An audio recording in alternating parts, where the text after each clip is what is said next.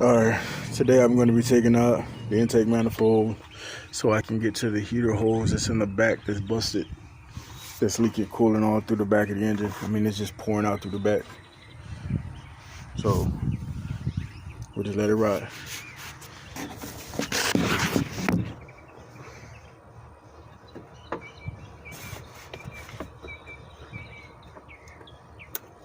Take all the clips, any hoses hooked to anything.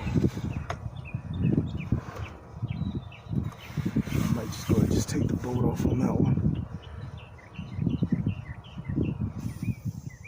Yeah, that seems easier. I already got this disconnected. Let's get this out of the way. Looks like I need some cleaning on there too. Alright.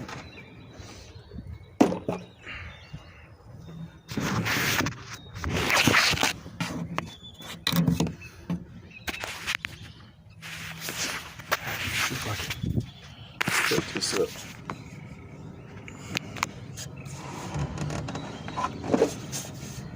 Yeah, that should.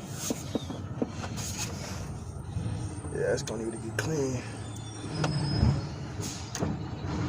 Yeah.